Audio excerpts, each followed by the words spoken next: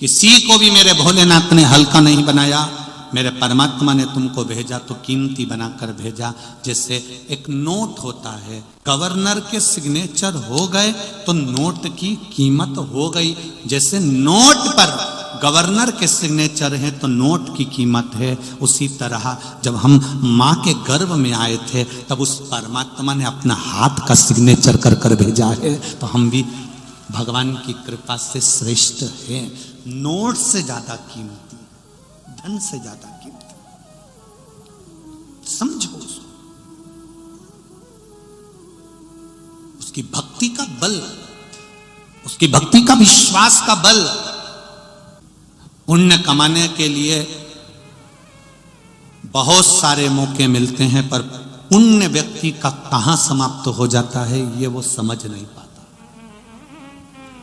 भूखे को भोजन कराया, पुण्य आ गया, पानी पिलाया, पुण्य आ गया, भगवत नाम जपा, पुण्य आ गया, किसी का साथ दे दिया, पुण्य आ गया।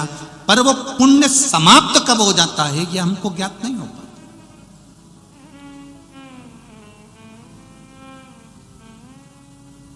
करो, भगवत स्मरण करो, भजन करो, कीर्तन करो, पर एक बात का स्मरण अपने साथ में यह भी रखो कि पुण्य किसी साधारण व्यक्ति की सेवा से हमको प्राप्त हो सकता है। संत एकनाथ जी महाराष्ट्र के बड़े बड़े विद्वत संत। एक बार संत एकनाथ जी ने अपने साथियों से कहा, शिष्यों से कहा, साथ वालों से कहा, मेरा मन कर रहा है कि प्रयागराज चलें, त्रिवेणी संगम में जाकर स्नान करें, त्रिवेणी संगम का जल लेकर, कावड़ लेकर रामेश्वरम में जाकर भगवान शंकर को चढ़ाएं। तो किसी ने पूछ लिया, गुरुदेव त्रिवेणी का जल ले जाकर हम रामेश्वर में चढ़ाएंगे, उससे क्या होगा? संत एकनाथ जी ने कहा, बहुत पुण्य की प्राप्ति होगी, चलो अपन चलते हैं। सारे गांव के लोग संत एकनाथ जी के साथ में त्रिवेणी चले गए। त्रिवेणी में सबने स्नान किया, गंगा यमुना सरस्वती का स्नान कर कर, त्रिवेणी संगम का स्नान कर कर, संत एकनाथ जी के साथ सबने कांवड़ बल्ली,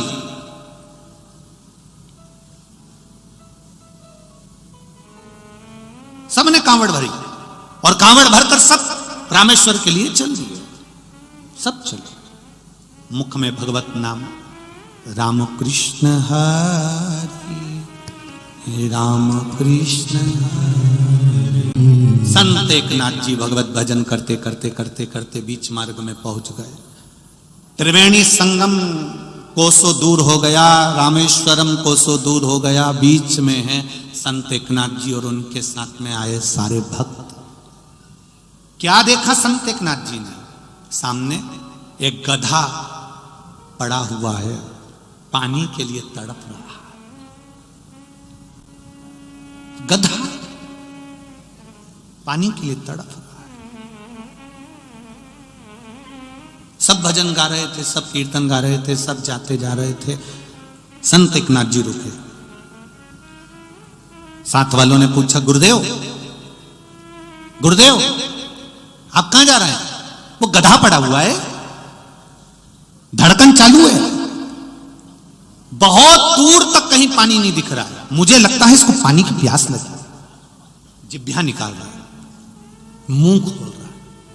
संत एकनाथ जी चले, पीछे पीछे चले चले, शिष्य चले। संत एकनाथ जी को लीला करना थी, लीला करा। उन्होंने कहा, पानी दो इसको, गधे को पानी पिलाओ जल्दी से, गधे को पानी दो।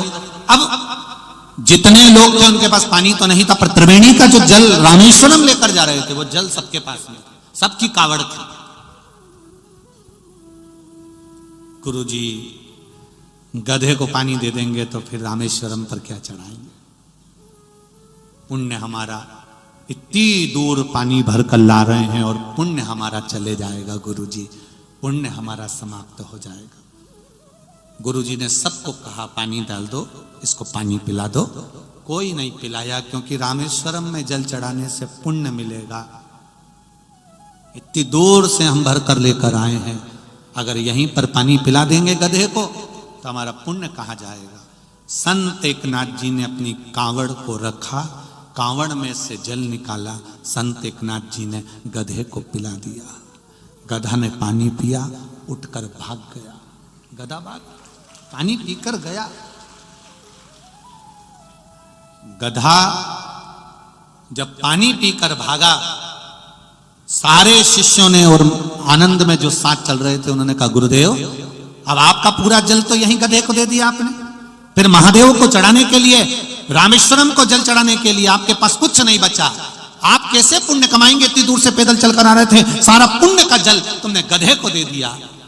संत एकनाथ जी ने कहा, ये मेरा विश्वास कहता है,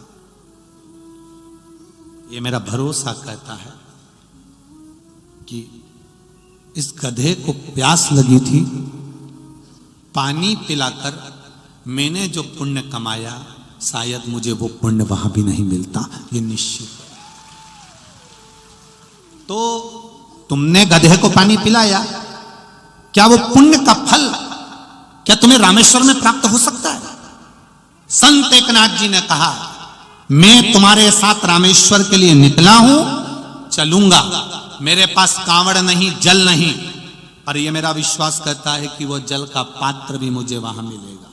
ये मेरा विश्वास करता है, अगर मैंने इसको दिया है तो वो खाली नहीं जाएगा, वो मिलेगा जरूर। और एकनाथ जी चल दिए, और संत एकनाथ जी जब रामेश्वरम पहुंचे हैं, तब एक बच्चा दौड़ते हुए आकर कहता है, काका, ओ काका, तुम्हारा ये कलश बीच रास्ते में छूट गया था, ये पानी का कलश में तुम्हें देने के लिए आया। साथ खड़े हुए जितने खड़े थे, साथ वाले जितने शिष्य खड़े थे, जितने सेवक खड़े थे, सब स्तुप्त रह गए। संत एकनाथ जी ने एक लोटा पानी गधे को पिलाया था, और रामेश्वरम के दरवाजे पर प्रवेश करते समय संत एकनाथ जी के हाथ में 2 लोटा पानी रखा हुआ था, 2 कलश भरे हुए रखे। ये हमारा सनातन धर्म, ये हमारा धर्म कहता है, ये हमारी सभ्यता, ये हमारी संस्कृति कहती है, ये हमारा आनंद कहता है।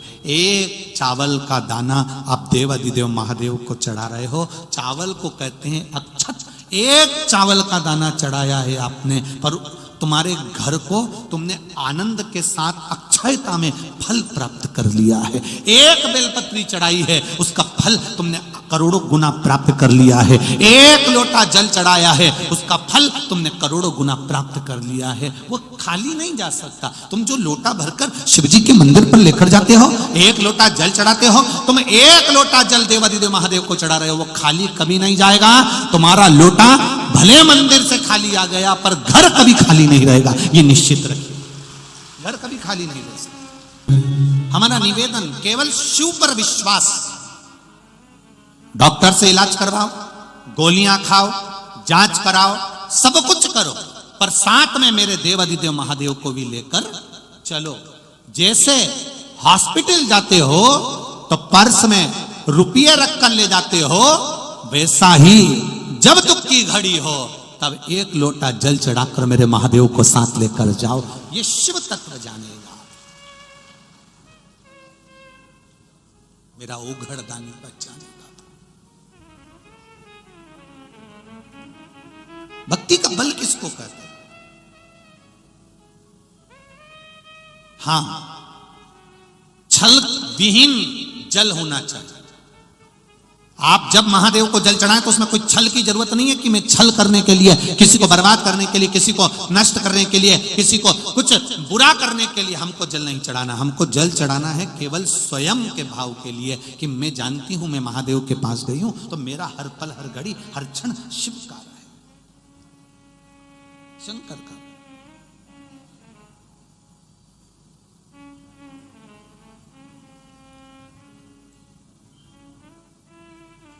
ये जिसने जिंदगी में कभी ना कभी किसी ना किसी को धोखा दिया होता है ना, जिसने जिंदगी में कभी ना कभी किसी को धोखा दिया होता है, किसी के साथ विश्वासघात करा होता है, दुनिया का सबसे प्रबल पाप है विश्वासघात, धोखा। ये दुनिया का सबसे प्रबल पाप है। अग्नि पुराण कहती है, एक अग्नि पुराण और स्कंद पुराण का एक बड़ा सुंदर संवाद है। चंद्रवंश में एक नंद नाम के राजा हुए, जिनका नाम था नंद, जिनके घर में एक पुत्र हुआ जिसका नाम था धर्मगुप्त। क्या नाम था? धर्मगुप्त। अब जैसे नंद नाम के राजा बड़े दयालु थे, बड़े कृपालु थे, बड़े लोगों का भला करा करते थे, सत्कर्म किया करते थे, ऐसी धर्मगुप्त भी सबका भला करता था। बड़ी सबके प्रति उसका भाव अच्छा था। अब देखिएगा जरा स्कंद पुराण की यह कथा, अग्नि पुराण की यह कथा। धर्मगुप्त मंदिर का निर्माण करवाता, धर्मगुप्त सारे अच्छे काम करता, पुण्य के कार्य कर रहा है, सब अच्छे कार्य कर रहा है, सब अच्छा कर रहा है। अब समय आया, नंद नाम का जो राजा था उसके प्राण छूट गए, और प्राण छूट गए उसके बाद धर्मगुप्त को राज्यपाट दे दिया। धर्मगुप्त को जब राज्यपाट मिल गया तब धर्मगुप्त को लगा कि अब मेरा सिंहासन आ गया, मेरा राज्य आ गया, अब मैं चाहूं जैसा रहूं। वो भलाई का काम करता था, ऐसा नहीं कि कोई बुराई का काम करता था। शिव महापुराण की कथा कहती है, जब आपकी सत्ता हो, जब आपके पास कुर्सी हो, जब आपके पास पद हो, जब आपके पास में प्रतिष्ठा हो, आप बहुत अच्छे ओहदे पर पहुंच गए, बहुत अच्छी कुर्सी मिल गई, आपका प्रमोशन हो गया, आप बहुत अच्छे पद पर जाकर बैठ गए हो, बहुत अच्छी कुर्सी आपको मिल गई, बहुत सत्ता आपको मिल गई, बहुत वैभव आपको मिल गया, तो शिव महापुराण की कथा कहती है उस कुर्सी का, उस सत्ता का, उस वैभव का सदुपयोग करो। किसी को दुख मत दो, किसी के दुख को मिटाने के लिए अपनी कुर्सी का प्रयोग करना प्रारंभ करो, किसी को साथ देने के लिए प्रयोग करो।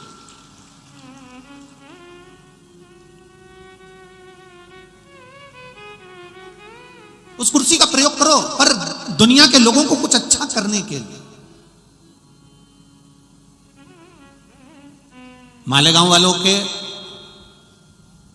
घर का, मालेगांव में जिन जिन के घर हैं उनके घर का आज सही सदुपयोग हो रहा है। मेहमान कथा सुनने वाले बैठे। अभी तक तुम्हारे यहां शादी में तुम्हारे घर में लोग आते थे, बोलो जम के बोलो रे जरा, आते थे। फिर कोई मालेगांव में कोई किसी को दिखाने आया, डॉक्टर को दिखाने आया, तो तुम्हारे घर में आते थे। तुम्हारे यहां किटी पार्टी हुई तो मेहमान आए, तुम्हारे यहां कोई फंक्शन हुआ तो मेहमान आए, पर तुमने कथा करवाई तो मेहमान आए। पर आज जो कथा चल रही है, ये कथा तुम नहीं करा रहे हो, ये कथा महादेव करा रहे हैं, और मेहमान तुम्हारे घर में ठहरे हैं, तो ये महादेव की कृपा से ठहरे। किन किन के यहां मेहमान ठहरे, जरा हाथ तो उठाओ जरा। हाँ उठाओ जरा, मैं हाथ, बहुत सारे हो रहे, रख लो रख लो रख लो रख लो। मेहमान तुम्हारे यहां ठहरे, मतलब आज तुम्हारे यहां जो तुमने मकान बनाया, तुमने जो घर बनाया, तुमने जो जमीन है तुम्हारी, जो भूमि है तुम्हारी, जो मकान है तुम्हारा, आज महादेव की कृपा से वो कृतार्थ हो गया, उसका कल्याण हो गया। आज हुआ है। जब कोई भजन करने के लिए आया है, कोई कथा सुनने के लिए आया है, कोई नाम कीर्तन करने के लिए आया है, वो कथा सुनकर चलकर यहां की रज को, भूमि पर बैठकर उसकी मिट्टी को अपने शरीर पर लगाकर जब वो आपके घर में जाता है, ना जाने कितने कितने पाप तुम्हारे समाप्त हो जाते हैं। जरा विचार करिए, कितने पाप। ये शिव भक्ति है, इसको शंकर की कथा कहते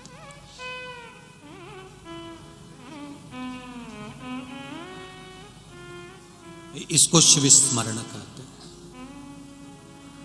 महाराज शिव कथा कह रही है, भगवान शंकर का गुणगान कर रहा है, भगवान शंकर का स्मरण कर रहा है, शिव तत्व कह रहा है। धर्म गुप्त ने दान पुण्य सब कुछ करा। एक दिन धर्मगुप्त घोड़े पर बैठकर गया वन में, और वन में जाते जाते धर्मगुप्त रास्ता भूल गया। रात होने लगी। उसने सोचा करूं क्या, तो एक पेड़ पर चढ़कर, एक वृक्ष पर चढ़कर वो बैठ गया। वृक्ष पर चढ़कर बैठा, उसने सोचा नीचे रहूंगा, कोई पशु पक्षी आ गया खा जाएगा। पेड़ पर चढ़कर बैठ गया। पेड़ पर चढ़कर बैठा तो रात जैसे जैसे बढ़ने लगी वैसे वैसे वहां पर एक रीछ आ गया। एक रीछ आया। अब वो रीछ जिसके पीछे शेर पड़ा था, सिंह पड़ा था। रीछ ने सोचा क्या करूं, वो भी पेड़ पे चढ़ गया।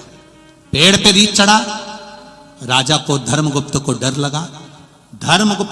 लगा। तो रीछ ने धर्मगुप्त से कहा तुम घबराओ मती, मैं रीछ हूं, सिंह मेरे पीछे पड़ा है, शेर मेरे पीछे पड़ा है। मैं आपसे एक निवेदन करना चाहता हूं, सिंह मेरे पीछे पड़ा है, आप भी वृक्ष पर हो, मैं भी वृक्ष पर हूं। सिंह आएगा, अपने को ना खाए, इसलिए अपन यहां बैठे हैं। रीछ ने कहा मैं सत्य कहता हूं कि मैं आपको नुकसान नहीं पहुंचाऊंगा, आप मुझे नुकसान मत पहुंचाना, अपन दोनों सिंह से बच जाएंगे। राजा ने कह दिया ठीक है। रीछ भी रह गया, सिंह भी, वो राजा भी रह गया।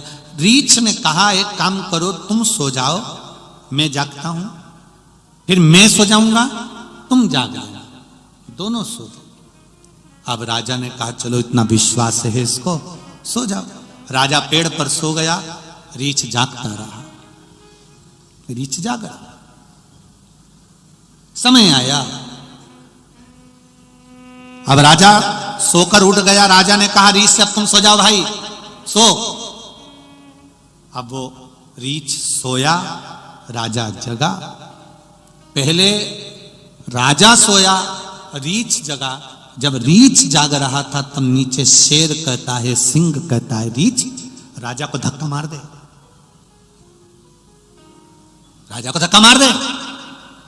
रीछ ने कहा नहीं नहीं नहीं, कितना विश्वास है राजा के दिल में मेरे प्रति, मैं उसका विश्वास नहीं तोड़ सकता, मैं धक्का नहीं मारूंगा। अब राजा उठा, रीछ सोया, सिंह नीचे। रीछ सोया तो उसने राजा से कहा राजा रीछ को धक्का मार दे।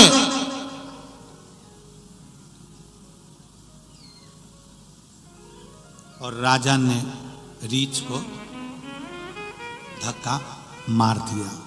जो धक्का मारा तो रीछ ने पेड़ की डाली पकड़ ली और बच गया। जब पेड़ की डाली पकड़कर रीछ बचा, बचकर रीछ में से एक मुनि प्रकट हो गए जिनका नाम था ध्यानकाष्ठ मुनि, जो सबकी परीक्षा लेते थे। जब आप पुण्य करने के लिए आगे बढ़ते हो, बहुत सत्कर्म करने के लिए आगे बढ़ते हो, तो आपकी परीक्षा लेने के लिए ध्यानकाष्ठ मुनि हमेशा आते हैं, हमेशा आते। ध्यानकाष्ठ मुनि ने परीक्षा ली, पकड़ लिया पेड़ को। रीछ में से ध्यानकाष्ठ मुनि प्रकट हो गए और प्रकट होकर कहा राजन, मैंने तेरे साथ धोखा नहीं करा, पर तूने मेरे साथ धोखा करा है।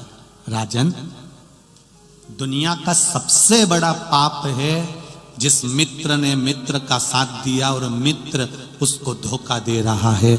पति पत्नी का साथ हुआ, पति पत्नी को धोखा दे रहा है और पत्नी पति को धोखा दे रही है। बच्चे माता पिता को धोखा दे रहे हैं, भाई भाई को धोखा दे रहा है, पड़ोसी पड़ोसी को धोखा दे रहा है, एक समाज का व्यक्ति दूसरे समाज के व्यक्ति को धोखा दे रहा है। शिव महापुराण की कथा में ध्यानकाष्ठ मुनि ने कहा, सुन राजा धर्मगुप्त, तूने जिंदगी में बहुत दान करा होगा, पुण्य करा होगा, सत्कर्म करा होगा, ब्राह्मणों को भोजन कराया होगा, गरीबों को भोजन कराया होगा, प्याऊ बनवाए होंगे, मंदिर बनवाया होगा, पर तूने एक रीछ के साथ धोखा करा है, इसलिए मेरा श्राप है, मेरा श्राप है, तो मृत्यु लोक में पागल बनकर घूमेगा। अब स्कंद पुराण के शब्द का जरा स्मरण करिएगा, बहुत चतुरता से सुनिए इस शब्द को। हम किसी पागल व्यक्ति को रोड पर देखते हैं, बैठा रहता है, कपड़े फटे हैं, लोट लगा रहा है, नाली में पड़ा हुआ है, गलत जगह पर पड़ा हुआ है, कुछ गलत काम में पड़ा हुआ है। पागल को देखकर हम कई बार हंस देते हैं, कई बार हमको हंसी आ जाती है। पागल की क्रिया को देखकर हम हंस देते हैं। अच्छे से अच्छा व्यक्ति भी पागल की अवस्था में आ जाता है। धनपति, करोड़पति, अमीर, गरीब, कहीं ना कहीं उसका माइंड खसक जाता है, पागलों की अवस्था में आ जाता है। दवाइयां चालू हो जाती हैं, दवाइयां दी जाती है। तो कभी विचार करा कि इतना अरबपति, करोड़पति, धनपति, गरीब, अमीर, इसको पागल बनाया किसने? पागल किसने कर दिया? पागल की मति कैसे हो गई? व्यक्ति को भगवान तो अच्छा बनाकर भेजता है, फिर ये पागल कैसे हो गया? क्यों हुआ? किस लिए हुआ? स्कंद पुराण कहती है पूर्व में किसी ना किसी के साथ अगर धोखा करा होता है तो वो गति यहां आकर मालूम पड़ती है, वो गति यहां दिखती है। भगवान शिव की कथा कह रही है, दिल से, हृदय से, भगवान से, मन से जो कहा वो स्वीकार। आप दिल से कहिए उसको, वो दिल से स्वीकार करे। किसी के साथ किया गया धोखा, छल, विश्वासघात, रोड पर अगर किसी पागल को देख लो तो समझ लेना कि पूर्व में जो कर्म किया है तो आज अपने को सम्मुख में आया। मत तो किसी को दो, अच्छे कर्म की ओर अग्रण्य दो। दुनिया अगर अपशब्द कहे, दुनिया आड़ा टेढ़ा बोले, बोलने दो। तारकासुर की कथा कहती है, तारकासुर जितना बड़ा उपद्रवी था उतना शिव का भक्त भी था। कंस को मारने के लिए भगवान ने जाकर नहीं पूछा था कि कंस तू कैसे मरेगा। रावण से जाकर नहीं पूछा था कि रावण तू कैसे मरेगा। हिरण्यकशिपु से जाकर नहीं पूछा था कि हिरण्यकशिपु तू कैसे मरेगा। हिरण्याक्ष से जाकर नहीं पूछा था कि हिरण्याक्ष तू कैसे मरेगा। केवल सारे असुरों में, राक्षसों में केवल एक राक्षस था, एक असुर था, वो था तारकासुर, जिसके पास में सारे 33 कोटि देवी देवताओं ने जाकर पूछा था कि तू मरेगा कैसे, तेरी मृत्यु, गला पकड़ा, तेरी मृत्यु का कारण क्या होगा, तू मरेगा कैसे,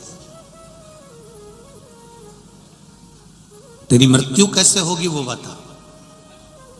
केवल एक, कौन था? तारकासुर। तू कैसे मरेगा, तेरे प्राण कैसे छूटेंगे। करने वाले करेंगे, निंदा करने वाले निंदा करेंगे, बुराई करने वाले बुराई करेंगे, अपशब्द कहने वाले अपशब्द कहेंगे, ताना देने वाले ताना देंगे। एक बात आपसे पूछना चाहेंगे, आप जिस घर में रहते हो, जिस परिवार में रहते हो, क्या परिवार के सब व्यक्ति आपसे प्रसन्न रहते हैं क्या? अरे बोलो तो जम के नहीं। तो फिर संसार को प्रसन्न करने की कैसे सोच लेते हो कि संसार के लोग आपसे प्रसन्न रहेंगे? ये बड़ा कठिन काम, बहुत कठिन। अभी अभी वो बीच में हमने बैतूल में कह दिया था, उसके पहले कह दिया था कि रायपुर में कहा, छत्तीसगढ़ में, कि भगवान को अगरबत्ती लगाना चाहिए। बोला था कि नहीं बोला था? अब उस पे भी लोगों ने बहुत बोला कि बताओ किसी पुराण में तो नहीं लिखा कि अगरबत्ती लगाना चाहिए। अब तो दुनिया। एक किसी व्यक्ति ने हमसे पूछ लिया, गुरुजी अगरबत्ती लगाने से क्या होता? हमने कहा विधर्मी, सनातन धर्म को तोड़ने वाले, सनातन धर्म को नष्ट करने वाले बांस अगरबत्ती में बता कर मंदिर में अगरबत्ती लगाना, घर में अगरबत्ती लगाना बंद करवाना चाहते हैं और मोमबत्ती जलवाना चालू करवाना चाहते हैं। पूछा उन्होंने, अगरबत्ती नहीं लगाएंगे तो क्या होगा, अगरबत्ती लगाएंगे तो क्या होगा? हमने कहा ये बताओ, मच्छर की अगरबत्ती काय को लगाते हो? बोलो बोलो, जम के बोलो, अच्छे से तो बोलो रे। मच्छर को भगाने के लिए, और भगवान को अगरबत्ती काय को लगाते हो? इन पापियों को और अपने किए गए पाप कर्म को भगाने के लिए। हमने अगर जिंदगी में कोई पाप कर्म करा हो, हमने अगर जीवन में कोई पाप कर दिया हो, भगवान के सामने 2 अगरबत्ती लेकर बैठ गए, परमात्मा हमारे पाप कर्म को समाप्त कर देना। हम कितने भी बड़े पापी हों पर तेरे चरणों के दास हैं, तू हमें अपना लेना। ये क्या होता है उससे? बहुत कुछ होता है। जब मच्छर की अगरबत्ती से मच्छर जा सकते हैं, तो मंदिर में अगरबत्ती लगाने से, घर में अगरबत्ती लगाने से, घर में अगर कुछ नेगेटिव हो, कुछ गलत हो रहा हो, कोई गलत कर रहा हो, तो उसकी सोच अच्छी होना प्रारंभ हो जाती है कि भगवान के चरणारविंद है। करो परमात्मा की। कहेंगे लोग अपशब्द कहने वाले, आड़ा टेढ़ा बोलने वाले आड़ा टेढ़ा बोलेंगे, कहने वाले कहते रह जाएंगे, ताने देने वाले ताना देते रह जाएंगे। तुम भगवान की भक्ति को मत छोड़ना, तुम भगवान के भजन को मत छोड़ना, तुम करते रहो भगवत भजन। तुम रोज रोज मंदिर जाओगी ना जल चढ़ाने, तो भी लोग तुमको टोक देंगे, सुन लो री मालेगांव वाली जीजी, तो भी लोग कह देंगे क्या होता है जल चढ़ाने से। तो जो तुमको ज्यादा ज्ञान दे, सिर पे लो चोटी, जोरदार बनाओ जूड़ा, और उसके बाद उसके हाथ जोड़ के कह दो तेरे से ज्ञान लेना चाहे नहीं, मैं आई थी तेरे पास हाथ जोड़ने कि मैं जल चढ़ा रही हूं तो मुझे ज्ञान दे।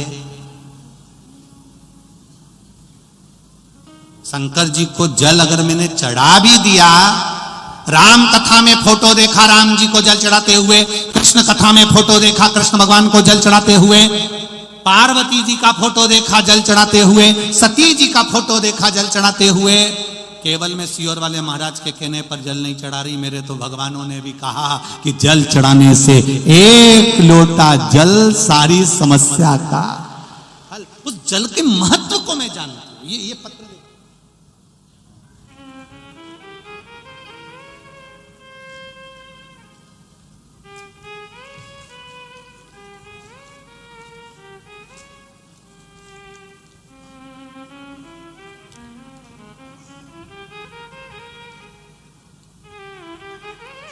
लक्ष्मी शर्मा, सिरपुर पुणे से हूं, कहीं बैठी हो तो हाथ हिलाइएगा। लक्ष्मी शर्मा आप ही हैं? दोनों हाथ हिला दो एक बार। श्री शिवाय नमस्तुभ्यम। बाबा, मेरी देवरानी को डॉक्टर ने कहा कि इनको बच्चा नहीं होगा, उसको मिर्गी की फिट आती है। मिर्गी की फिट आती की कारण, मिर्गी की फिट होने के कारण इसको बच्चा नहीं होगा, और अगर बच्चा हुआ तो वो ठीक नहीं रहेगा। बाबा, उसका गर्भ नहीं ठहर रहा था, उसको संतान नहीं हो रही थी। बाबा, पशुपति व्रत करा, और पशुपति व्रत कर कर मेरी देवरानी से भी मैंने व्रत करवाया, और बाबा की कृपा से 1 लोटे जल का प्रमाण मैं खुद देने को तैयार हूं गुरुदेव। मेरी देवरानी का गर्भ ठहर गया। गर्भ ठहरा, डॉक्टर ने कहा था इसको जो बच्चा होगा वो ठीक नहीं होगा, अगर हो भी गया 1 लोटा जल शिव जी को चढ़ाती, पानी लाती, देवरानी को देती, मैं भी पीती। भगवान शिव की कृपा ऐसी हुई गुरुदेव। बाबा से मैंने एक ही विनती करी थी, मेरी देवरानी को फिट आती है। शंकर जी के मंदिर से बेलपत्र लाती। एक बार अपने कथा में कहा था, बेलपत्री के नीचे की डंडी का भाग जो दुनिया के लोग तोड़ के फेंक देते हैं, वो शिव जी को चढ़ाकर खाया जाता है। मैंने वो खिलाना प्रारंभ करा, और बाबा कृपा देखिए कि देवरानी के गर्भ से एक बेटी ने जन्म लिया, और जिस दिन जन्म लिया बाबा ऐसी कृपा हुई, उस दिन से आज तक फिट नहीं आए, मुर्गी की बीमारी भी चली गई। ये शिव है। बैठिए बहन। श्री शिवाय नमस्तुभ्यम। फिट की बीमारी भी चली गई, गर्भ भी ठहर गया, बेटी का जन्म भी हो गया, और मेरे देवादिदेव महादेव ने संभाल भी लिया। तेरी कृपा बिना ना हिले एक भी लेते हैं श्वास, तेरी कृपा से तनु। ये शिव। एक पत्र और देखो, इन्होंने लिखा है, हमको लिखने की जगह नहीं मिली थी, तो जो सुबह चाय का डिस्पोजल जिस खोखे में आया था, उस खोखे के डब्बे पे लिख रही हूं। उज्जवल नीलेश पाटिल सिरपुर से हैं। कहीं बैठे हो तो हाथ हिलाइए, जहां कहीं भी बैठे हो। कहीं दिखा है का? अच्छा दिखा, ठीक है, हाथ हिला दो ऐसा। श्री शिवाय नमस्तुभ्यम। उज्जवल नीलेश पाटिल, सिरपुर महाराष्ट्र से हूं। मैं क्या बखान करूं गुरुदेव भोले बाबा का, मेरे पास शब्द नहीं है। मेरे लड़के ने MBA किया था, लेकिन 2 साल से उसको जॉब नहीं मिल रहा था। मैंने आस्था चैनल पर आपकी कथा सुनी, पशुपति व्रत शुरू किया। 3 सोमवार व्रत होने के बाद फल के सोमवार के एक साक्षात्कार हुआ। मेरा लड़का इंटरव्यू के लिए पूना गया। पूना से कॉल आया, मेरा बेटा इंटरव्यू देने के लिए गया, और उसकी इंटरव्यू कॉल भी बाबा की कृपा से पशुपति व्रत के चलते ही सोमवार में आ गई।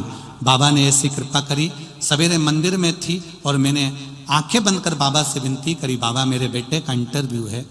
बाबा मेरा बेटा कई जगह पर इंटरव्यू दिया, परंतु उसको कहीं नौकरी नहीं मिल रही। बाबा कुछ कृपा करो ना, मेरा बेटा कभी शिव जी को नहीं मानता। बाबा एक बार कृपा कर दो ना। मेरे बेटे को मैंने फोन लगा कर कहा, तू शिव जी के मंदिर जा और बाबा से विनती कर कर फिर इंटरव्यू देने जा।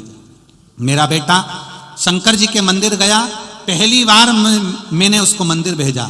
शिव जी के मंदिर गया, 1 लोटा जल वहीं मंदिर का रखा हुआ कलश से चढ़ा दिया।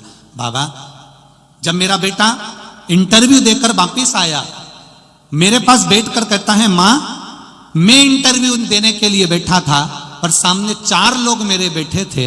मुझे ऐसा लग रहा था शंकर पार्वती गणेश और कार्तिकेय बैठे हैं, और मेरा इंटरव्यू हो गया मां, और बाबा की कृपा से मेरे बेटे का जॉब लग गया। मैं उनको प्रणाम करने के लिए आई हूं। श्री शिवाय।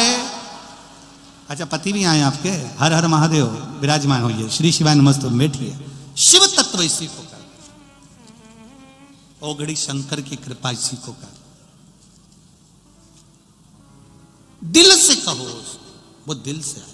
उस पत्र में मां ने लिखा है, मेरा बेटा उस दिन से मंदिर जा, विश्वास नहीं था, अब विश्वास जागृत हो गया, भरोसा जाग गया।